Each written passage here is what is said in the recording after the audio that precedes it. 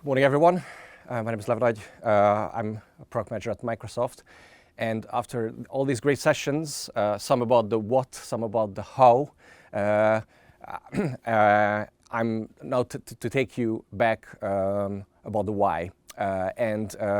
Why has been addressed throughout the day, so it's not going to be a brand new thing. But I want to talk about something that's been part of our lives for the past 2 years, and it's the opportunity for hybrid work going forward, and the opportunity to reason why digital transformation should happen as we go forward. So in the past 2 years, we've been part of the largest ever human experiment into remote working. And I'm sure we've all had a part in it, and we've experienced it in many different ways. What's important to emphasize is it's been an experiment. And while we made it work, and today is a great example, this was to be a hybrid event, now it's a remote event, and we're marching on, and it's happening, and it's great value still. We certainly don't have everything figured out, not for this event, but for overall hybrid working itself. And it's been a very, very different experience across the organizations. And we talk about this topic with our customers, and frankly, even within our organization. What we see is that people had very, very different experiences over the past 2 years.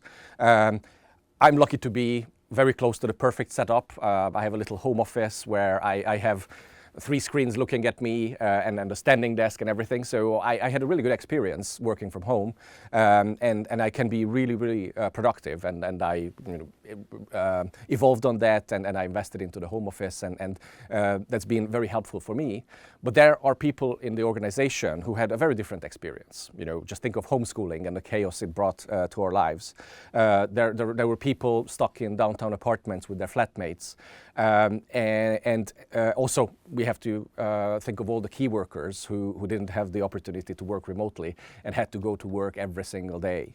I had a number of colleagues start throughout lockdown whom we've been joking that I've only recently met. I didn't know how tall they were. I didn't know how they felt in person and how they looked in person.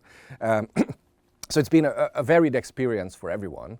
And the important thing is we shouldn't think that our personal experience is what matches everybody's across the organization.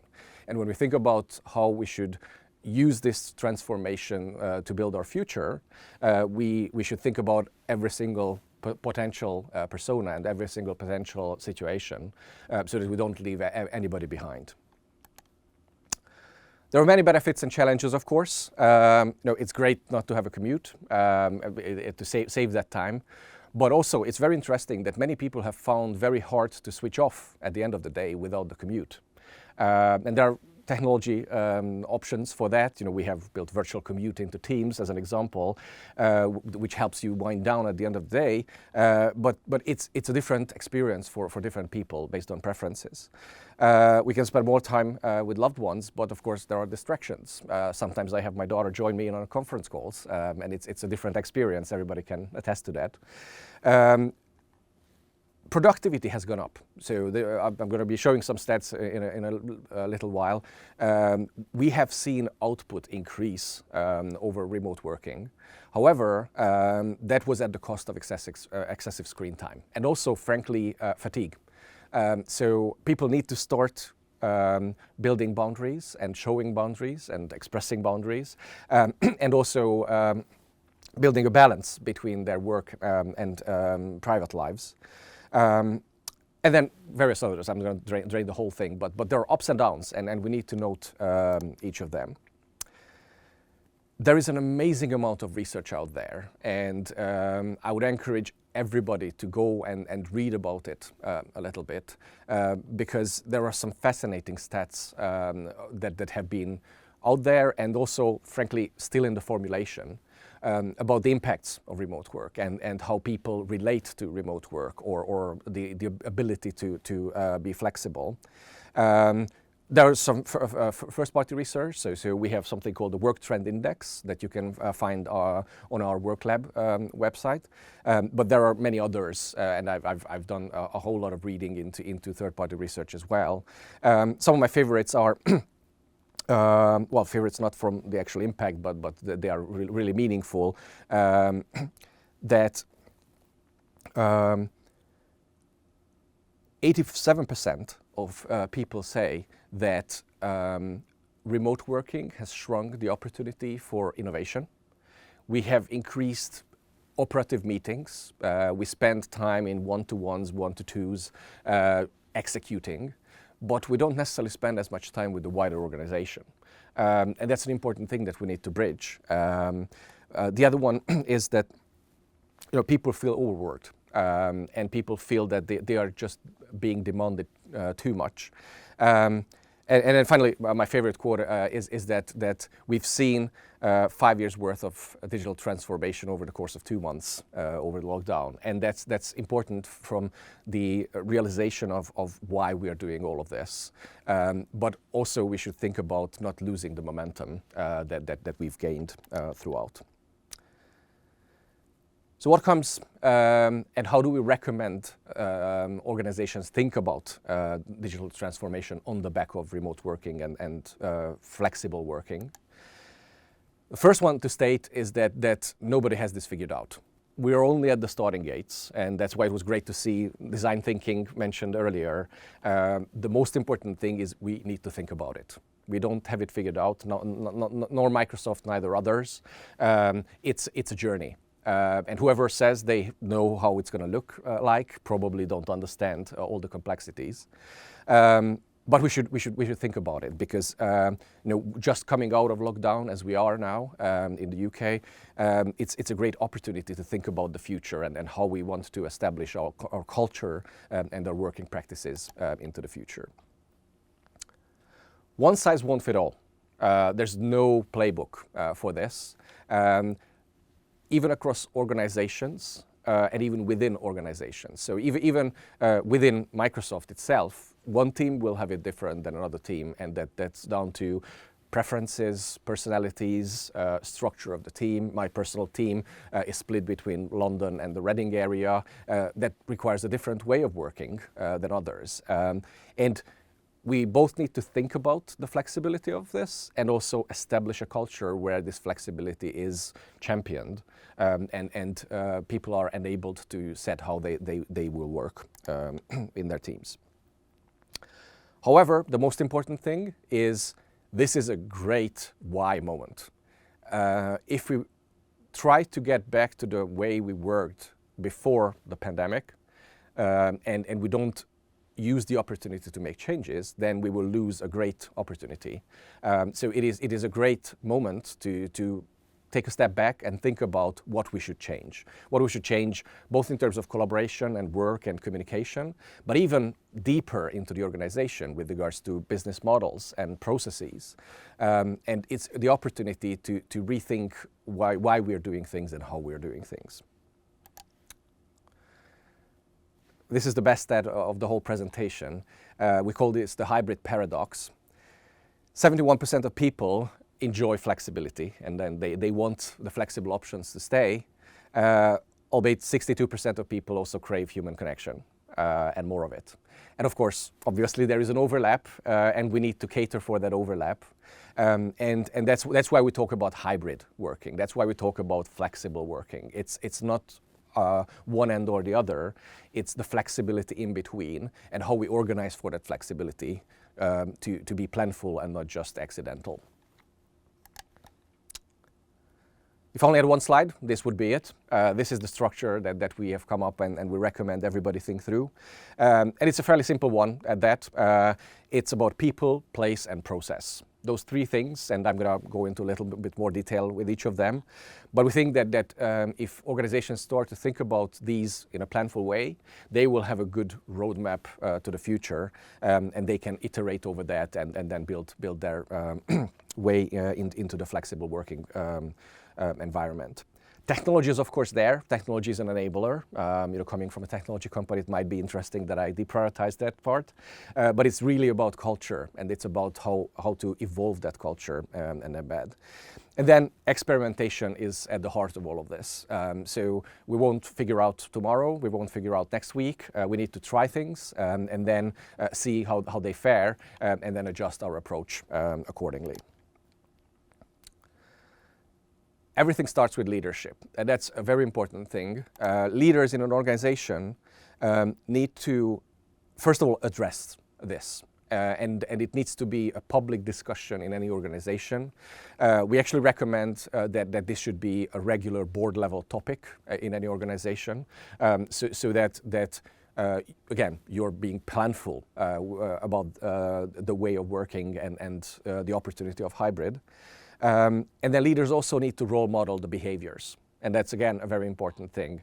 When we see leaders who make it to the office every single day, that will inevitably lead to presenteeism, and people will feel the underlying pressure to be there in the office, and they won't feel the flexibility, and they won't be satisfied, and it may be different to their own needs. So leaders really need to be part of this conversation in a very honest and open way, and understand. And of course, all the benefits of working in person should be on the table as well. So it's really a two-sided story. But it's important to make this a leadership and culture evolution throughout the organization. The other thing is important, that it needs to be data-driven. So fortunately, technology enables us to really measure both the inputs and the outputs of flexible working, so understand how people feel about it, through surveys and other things, but also have some really firm numeric measurements into the number of meetings and various other things. And leaders need to take toll of those and understand the trends within and adjust their approach accordingly. So the first of people, place, and process is, of course, people, the most important assets, especially in professional services organizations that we have here. And, of course, placing the employees at the heart of the conversation is the first thing. And throughout the lockdown, it's been a whole lot about well-being, how people just cope with the anxiety, the loneliness, the logistical hurdles and everything. And over time, that needs to remain because, of course, even flexible working has its logistics. But also it evolves into nurturing the human workforce that's part of the organization. Talent is everywhere. There are some fascinating statistics about how people change jobs and how many are planning to change jobs over the next 12 months, and also how many are moving around the country. So in the UK, I think it's like 60+% who are planning to move, and 41% are considering leaving their employer in the next 12 months.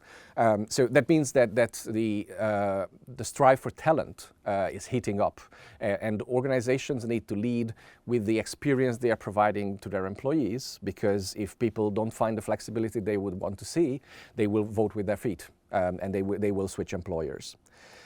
And part of that employee experience is also the continuous learning. And that's probably the biggest thing in this aspect, how we enable people to continually invest into themselves, both for the sake of being able to just carry out flexible working, the technology, how I participate in meetings and how I fulfill my duties, but also how this leads to my next job, how I can feel that I've become more in the past 12 months. So the ability to learn and the opportunity to provide these learning experiences is key to nurturing the people part.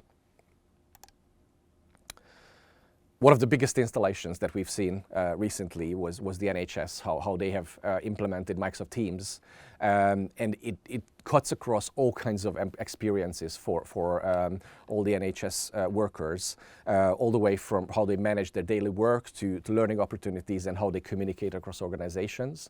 It's been a great experience to see how it enables the employee experience inside various NHS organizations. The next pillar is place. Places is, of course, obvious where we work. One of the interesting aspects is, of course, the workplace becomes the PC where I'm working, and that needs to be top quality, so that the experience I get wherever I open that PC is enabling to my work and to my organization. But then also we have still these places called the office. And when we go to the office, we need to be absolutely mindful about why we go to the office. It needs to be worth it. And we need to be planful about what we do there, and how we spend the time together. Because of course we could be just sitting on a Teams meeting from wherever, but there is still a great reason for the office. But it's there to meet people, it's there to collaborate, and it needs to be physically configured for that to actually happen.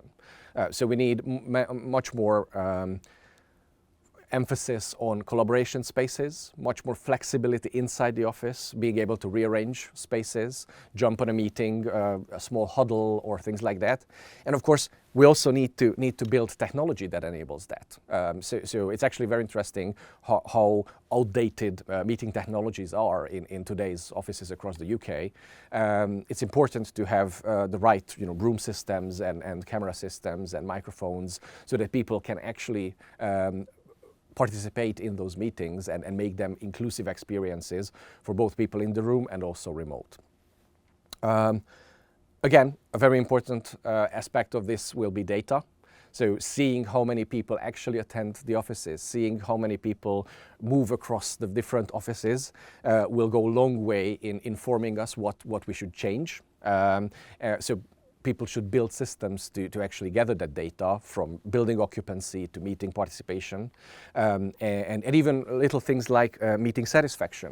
One of the things we have implemented is at the end of each meeting, I get a little questionnaire whether that meeting has fulfilled the objectives that were set forth ahead of the time. And over time, I can get statistics about my own meetings for that, and that enables me to then evolve my own meeting style. So data is key to understand where we're headed as an organization and how we're evolving this. This is a short video of one of the newest experiences. It's called Front Row. We have something called Microsoft Teams Room Systems that you can equip the rooms with. And the idea here is based on actually a lot of psychological research that the remote participants actually show up in life size at the front of the room at the eye level of the physical participants, so that everybody feels like they would be in the same room while also being able to look at the content and the chat and everything. And this is just one of the features that enables inclusive meetings. What's interesting is, while it's absolutely worth investing into the technology and room systems, there are also some behavioral things that we can do. One of my favorites is just appointing a person in the room who's the ambassador for remote participants, who can say, oh, there's a hand up in the virtual meeting, or somebody put something onto the chat. So little things can go a long way in enabling inclusive meetings, but also the physical place needs to be conducive to this. So that's place. Nationwide, great customer of ours have spent a lot of time and effort over the lockdown to ready their office spaces and their branches even for people to be able to participate in hybrid meetings.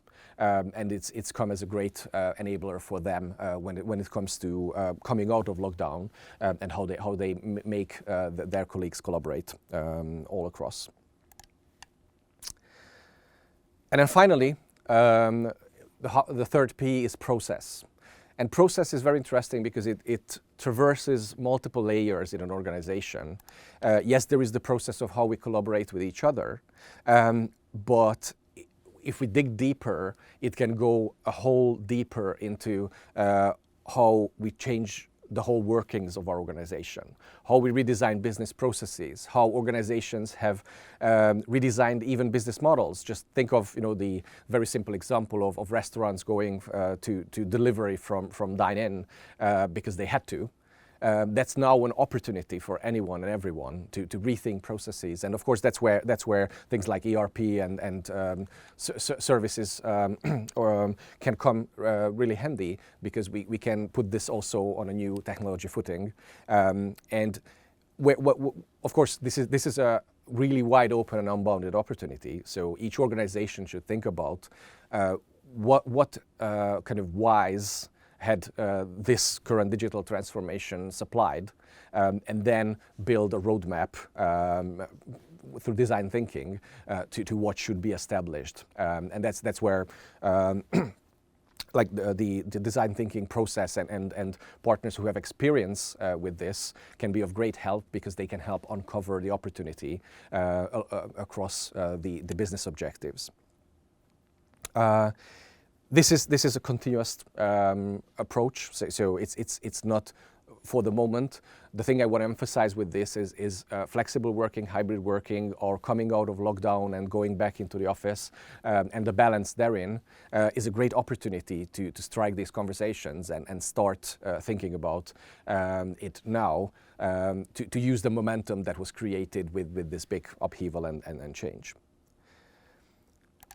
One of the big things that we make part of this, but you could think of it also as a little bit of technology, is how all of this change can be done in a secure and compliant way. And that's a very important aspect, because of course, as we make things more flexible and we have people working remotely, it still needs to be done in a secure way.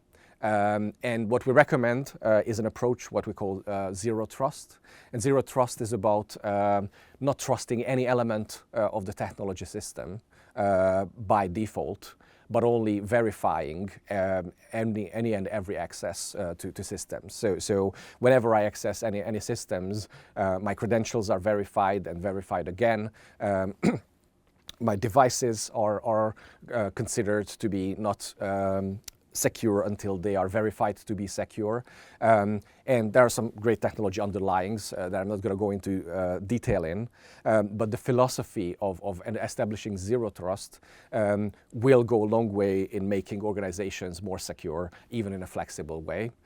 So we highly recommend just assessing where you are on the journey, and also then drawing out a roadmap to a real zero trust working environment, so that you can then make these evolutions even quicker into the future, with having the peace of mind of security and compliance. Another customer who have implemented zero trust and also the collaboration tools. And what I like about this one specifically is not only it has transformed their collaboration across their colleagues, but it has then had impact on their delivery to their customers and how quickly they can provide information throughout the whole organization, and how it helped them be a flexible organization across all their employees. And with that was the lap around people, place, and process. I really recommend all of you take a deep breath and think about what this moment enables you to start with regards to digital transformation. And then let's work together across all today's organizations to provide you a way into the future, to do this in a planful and mindful way, so that your organizations will be much better with that. Thank you. Thank you for having me.